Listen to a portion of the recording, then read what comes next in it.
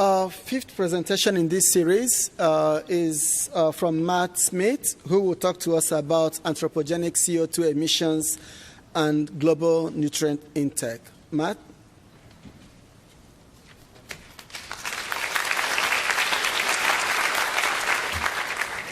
Great, thank you. So I'm a postdoc here at the Harvard School of Public Health, working with Sam Myers. And I'm going to talk about some of the work we've been doing to measure the effects of anthropogenic CO2 emissions on global nutrient intakes.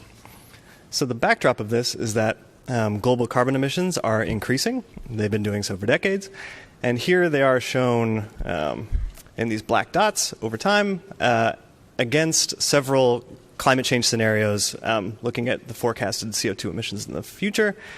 And it's unclear if you can see it, but we are currently marching along the most severe pathway, which is RCP 8.5 currently. And that's important because if we continue to do so, the global CO2 abundance is expected to hit roughly 550 parts per million by mid-century.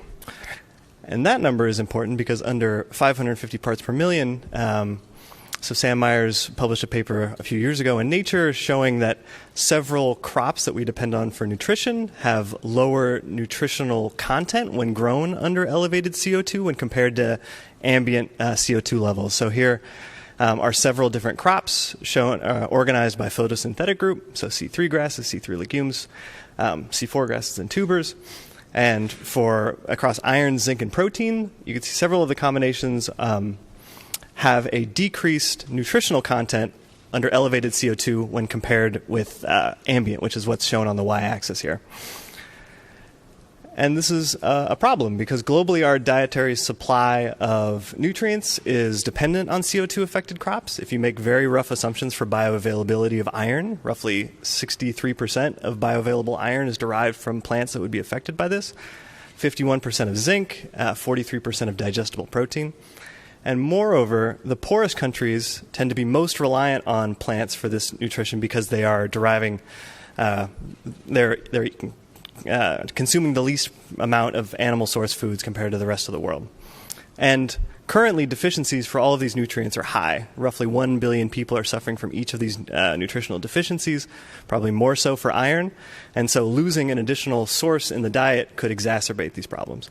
And so our approach was to take current diets, look at the different supplies of these nutrients from those diets, and reduce the amount of nutrition by that amount that you would see under a high CO2 world.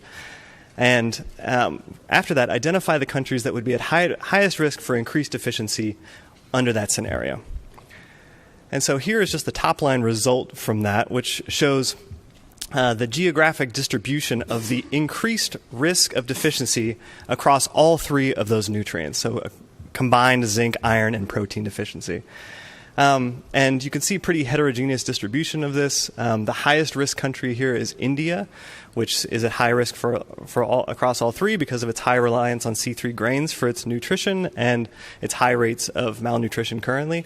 But there are also hotspots in Indonesia, the Middle East, North Africa, East Africa, across all of these.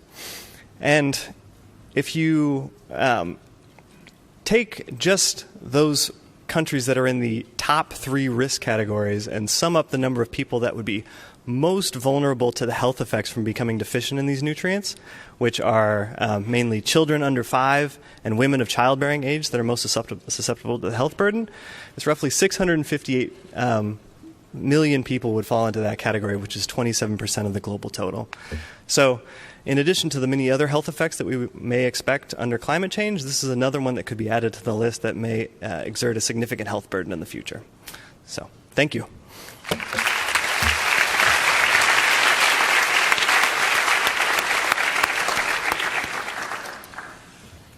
Thank you, Matt.